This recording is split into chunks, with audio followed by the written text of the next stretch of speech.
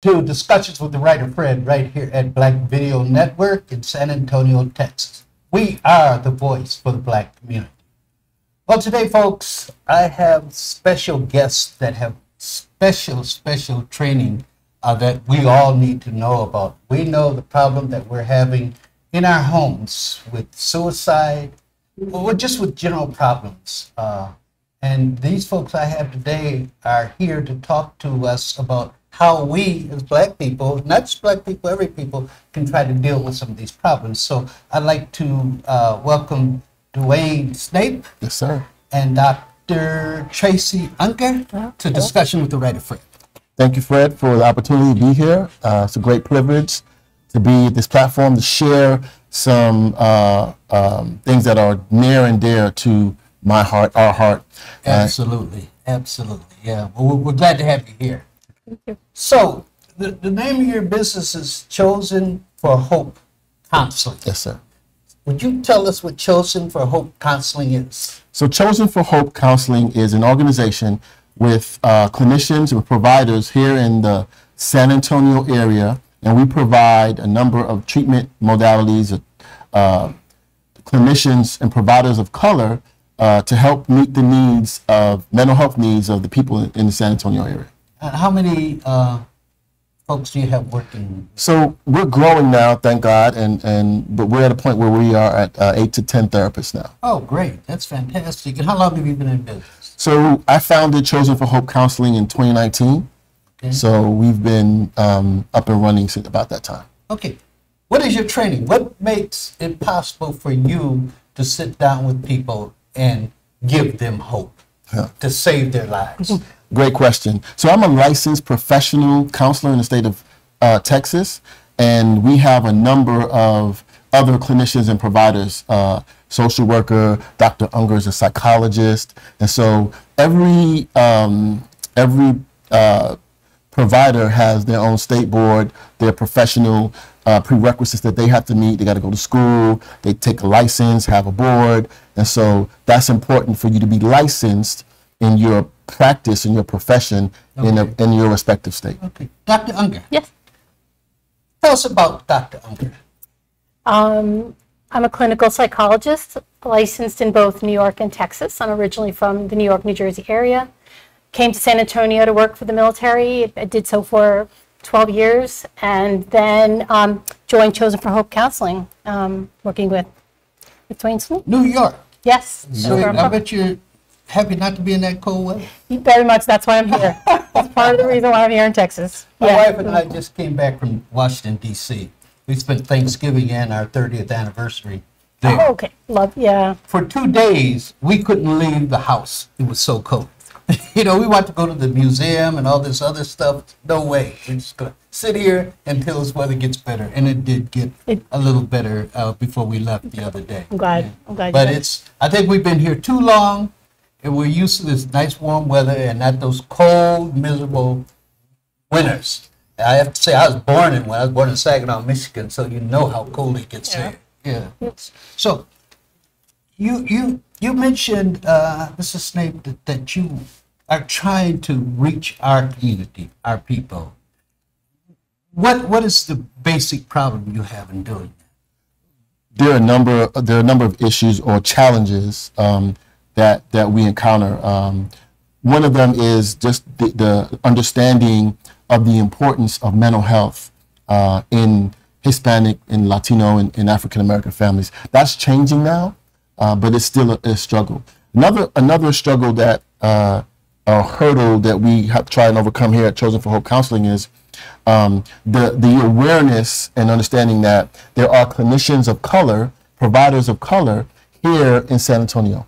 There are providers of color? Yes. So you're the only organization, though, aren't you, that's doing what you're doing of color? So there are other people, providers all throughout the city, but Chosen for Hope is uniquely, we're different in the fact that we are all clinicians of color, and we're under all one umbrella. So in that event that we are, we're different. Dr. Unger. Yes, sir. What made you decide to go into this field? That's so interesting. I started out in college, pre-med. I was going to be a medical doctor. Okay. I was taking classes. You have to fill in your schedule.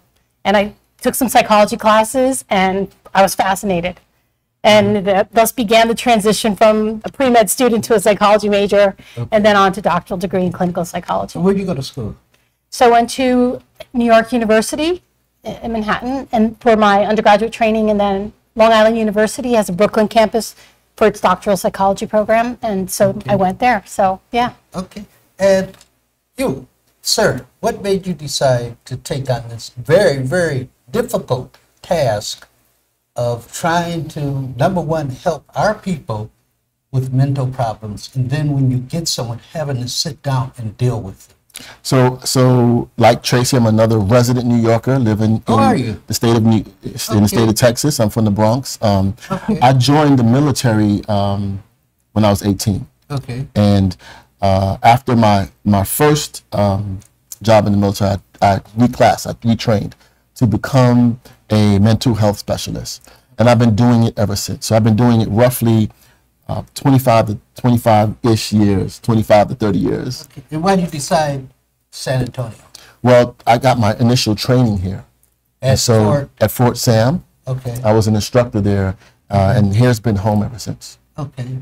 Well, tell us a little more about how do you reach out? How do you reach out and get folks out there to respond to you and come to you for your services? Sure. What are your ways of doing it? So one of the main ways that we get referrals or clients is through insurance companies. Oh, really? So we're paneled. We are on or credentialed on a number of insurance panels. So Blue Cross Blue Shield, TRICARE, Humana, Superior, Community First. These are just some of the insurance panels. And so what they'll do is they have a list of providers in the area, and they offer their people an opportunity to select who they want. So that's one way that we get people. I don't have any insurance, and that happens to a lot of our people. Absolutely, absolutely. Some can't even get Medicaid. Absolutely. So how would that person reach you? It's an excellent question. First, a person has to have the desire to want to reach out and seek mental health care. And then what they do is they just contact us. We have clinicians, and to include myself, who do private pay, and I also do some work in the community where I might see someone with no cost at all. So okay, reach out to you. Tell my viewers, how do they reach out to you? Well, this is how you get in contact with Chosen for Hope Counseling. You can call 210-547-8090 and speak to our person, and they can get you an appointment with one of our providers. 210-547-8090. We also do telehealth. Oh, okay, we're going to take a break here in a minute, but I want to play act with you all if I can. Awesome. Okay, I'm going to be a caller with the problem and how you handle that, who you direct the person to, then how you deal with it. Awesome. Okay, can we do that? Yes, we can. Okay, as soon as we come back, this discussion with the writer Fred right here at Black Video Network in San Antonio, Texas, and we'll be right back with you. Nothing to do this week? Don't miss another event. Go to blacksinsanantonio.com for our event calendar. The home of the largest business directory in San Antonio with an African-American focus. Sign up today for our weekly e-blast and text message alerts. Help us make this a better community. Connect, empower, grow.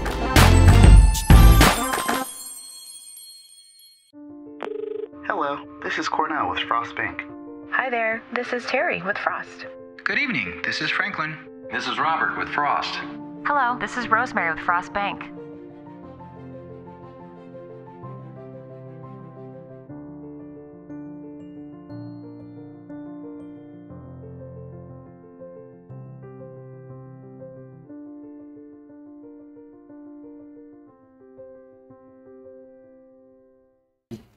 Welcome back to Discussion with the Writer Fred right here at Black Video Network. And remember, we are the voice for the Black community. in San Antonio, Texas. So I have my guests here, Mr. Snape and Dr. Unger. We're having a great conversation. Yeah. So let's play act a little, okay? And so I picked up the phone. I don't know what to do, okay? I don't know what to do.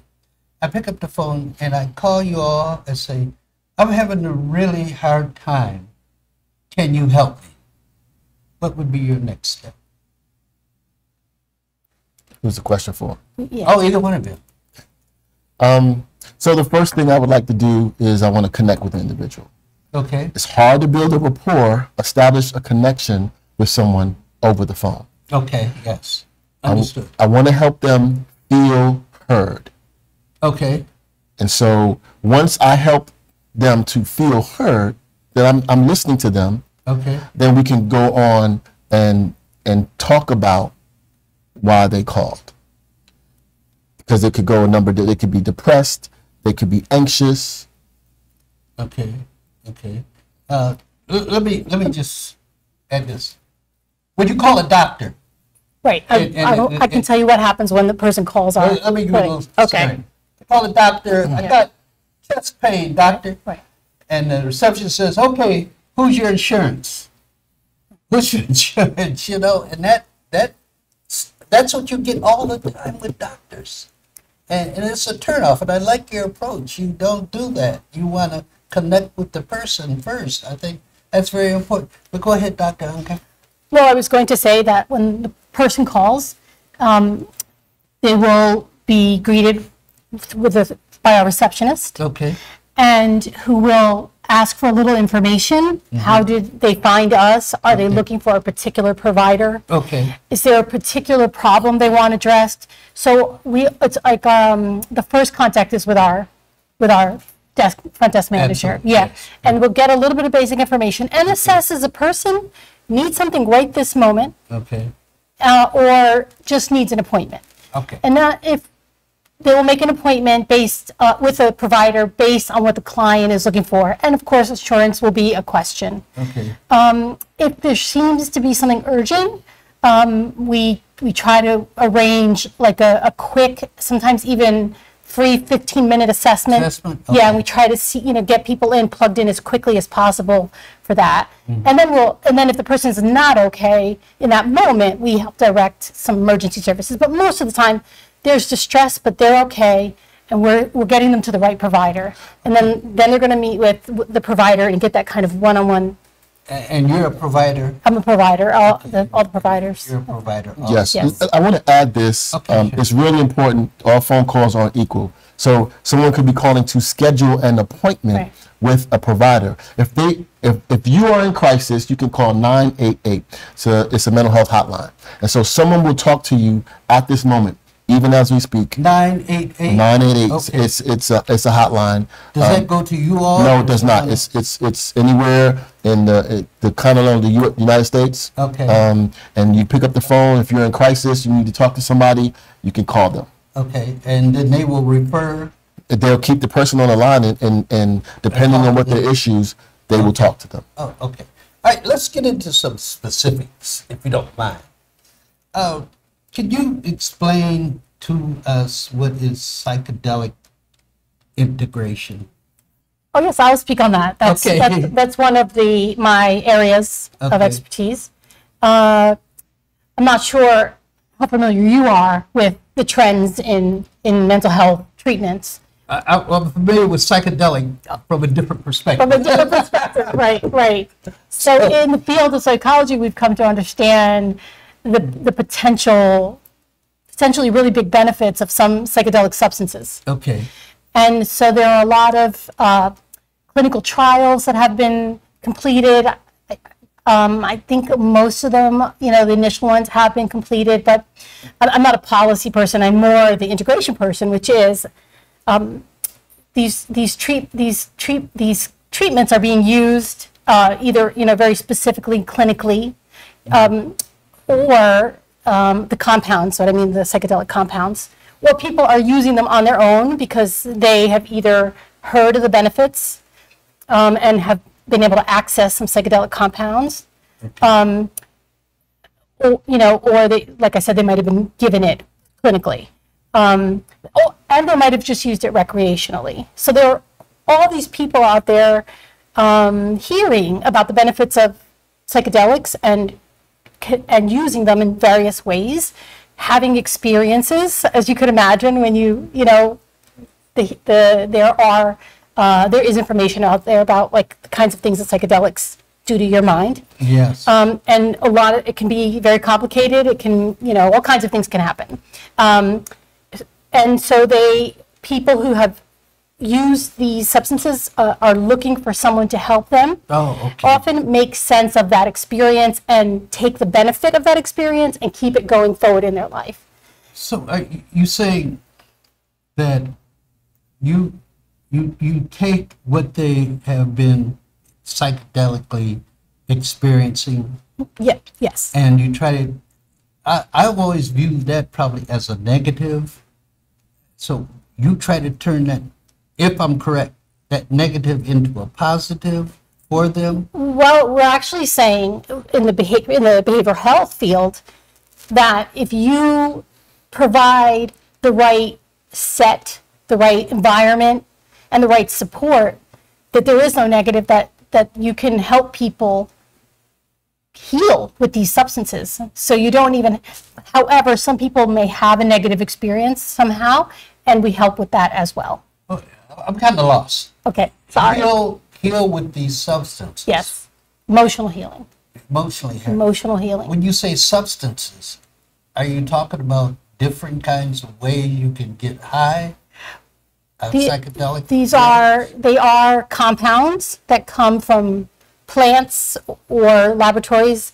So they are compounds. Oh, okay. And they have a psychedelic impact in the mind. On the mind. A mind expanding, or consciousness altering experience. Have you ever tried, I know this is, I don't know if we can even do this, but have you ever tried to figure out why would people do that? I mean, I've never understood why people would take psychedelic drugs. Well, are we talking recreationally? Are we talking medicinally? Recreationally. So there are all kinds of, not all the recreational drugs that are used are psychedelic. Okay. So all kinds of, different kinds of drugs. There's opiates. There's all kinds of things that people might use recreationally. Would you consider marijuana psychedelic? I would put it into that category. Yes. Yeah. It's another plant that has many healing properties and also has like psychedelic effects. Okay. Yes. Yeah. Mm-hmm. If I could just share this. Absolutely. Please. So there's a substance or drug medication problem in our country. Okay. Yeah. So the fact that Dr. Unger's an expertise in the area she's working in, it's a heavy lift. It's a heavy lift because whenever you introduce something and our understanding of it is negative to begin with, there's a lot of education, there's a lot of unlearning that we have to do in that particular area. So that makes it even more challenging. So if you just, even in our experience right now, just having you try to embrace the thought that a substance, the word substance, or medicine, or medication can be used in a positive manner was difficult for you to apprehend and kind of wrap your mind around. Does that make sense? Yeah, definitely. Yes. I think I would have more difficulty wrapping my mind around psychedelic, because I think that everything we hear about psychedelic is negative, pretty much so. There is a cultural slant, bias. Yes, absolutely. Right, and throughout time, there have been people who have done research and studies and have advocated and have shown like the other side of these plants, that these plants are like many things. You can use them for great things, and you can use it in you can take something fantastic and just use it in a way that is harmful. And so it's about really realizing that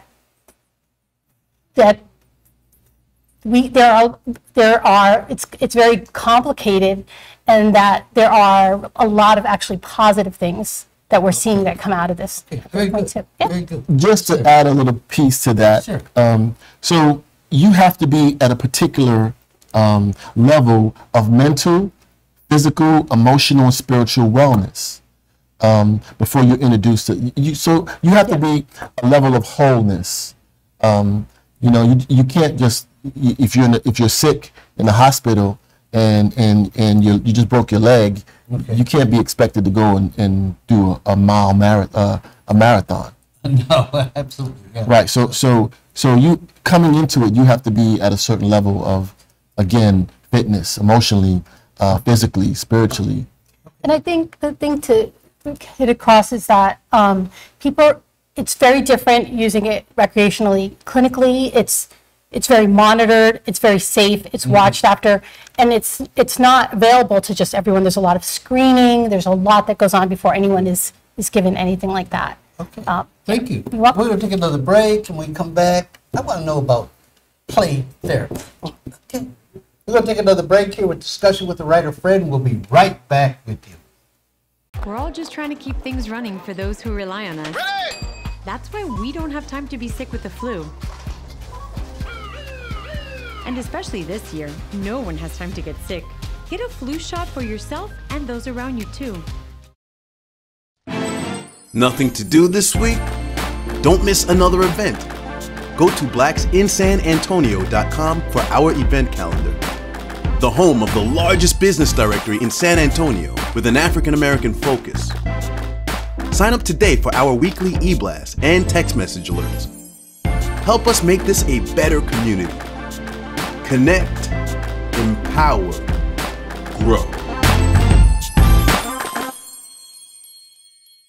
Right, welcome back to Discussion with the Writer Fred, and I'm here with Mr. Duane Snape and Dr. Tracy Unger. Welcome back. Thank you for having us. Before we went to a break, I was going to ask you, Mr. Snape, about play therapy. Can you tell our viewers about play therapy, what that is? So play therapy is a treatment modality, a type or a form of treatment that's used with children. It can be used with adults as well. Think of play therapy as, play is our first language. And what I mean by that is, even as a child, one of the first organic and instinctual things we do is we know how to play. You can give a child, a rock and a stick, and he should be okay. Okay. He should be able to play. What the therapist attempts to do in play therapy is help children who may not have a great vocabulary. Some kids, depending on their age or development, may not be able to speak about some of the trauma, the anxiety, depression, or pain they might be going through. So the tool, which is me, or the play therapist, in the environment, in the playroom, helps the child process some of possible trauma they may be. We give them coping tools and mechanisms to allow them to make it through some of their challenges. Okay, so, you know, we had that terrible, terrible tragedy at Uvalde in May. And the children that weren't killed, but they had to sit through that terrible trauma. And the first thing we hear after that is, well, there are therapists there to treat them. Would those therapists use this kind of method, play therapy, to deal with it? Sure. You have to be a licensed or registered play therapist. So there's a lengthy training you have to go through. All trauma isn't equal. So the folks in Uvalde, they experienced a significant trauma. And so there are teams of specialists and people who are skilled in the craft of helping people not just only process their trauma, but help them make sense of what happened. And that can be really difficult to do. So it seems as though that would be very difficult. We talked about the children. What about the parents? The trauma of losing a child. Would you use the same kind of therapy with them? So no, but you could. Oftentimes, we hold trauma in our bodies. And so what a trained trauma therapist or therapist, a clinician provider can do is help that individual who's an adult. Usually talk therapy, you can get them, there's some awesome modalities, EMDR. There's a number of things or treatments or approaches, I should say, approaches that can be used in a clinical environment to help someone make it through their trauma. Hey, speaking of adults, let's switch for a minute and talk about what has been in the news for the last 3 weeks, and that is this Yay guy and some of the antics that he's doing, the anti-Semitic attacks, even though he says he's not anti-Semitic, the fact that he sits down with this, just on the news, this racist guy who's really anti-Semitic. And I know you don't want to get into it, but I think the average person out there would say, hey, this guy's got a problem. I mean, but he has better tools, if he has a problem, to deal with that than, let's say, a kid who doesn't have millions of dollars. I'll say this, and then I'll allow Dr. Unger to touch on it if she would like. One of the reasons or impetuses behind my desire to establish Chosen for Hope Counseling is so that we could meet the needs and speak to the needs of people who are underserved, Latinos and African Americans. Also, be a space for clinicians of color like myself to have, so we can operate in an environment that's, I don't want to use the word culturally competent, but operate in an environment where we feel comfortable. We can meet the needs of Latinos or African Americans or anyone else who may walk through our door.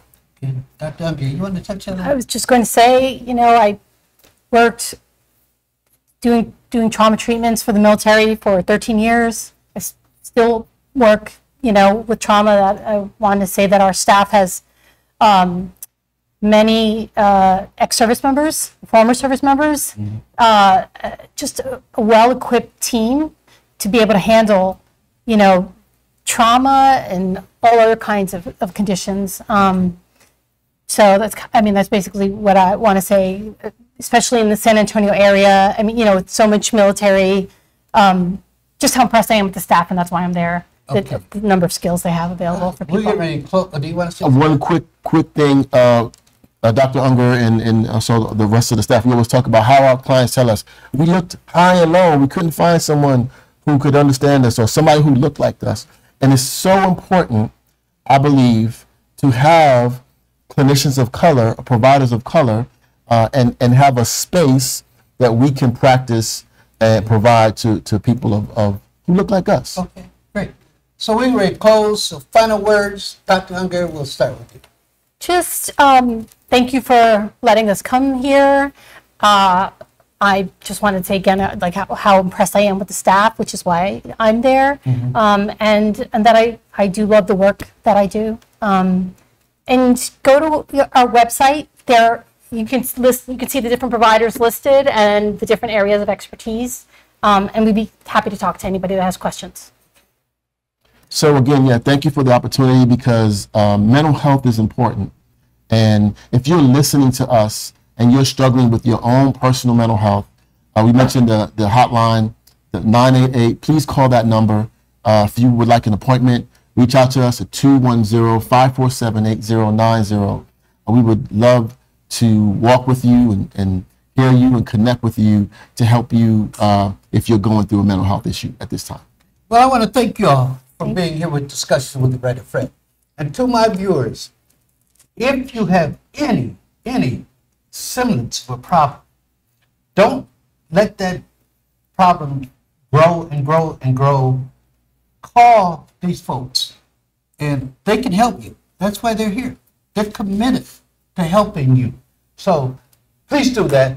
This is a discussion with the writer Fred telling our story, our way.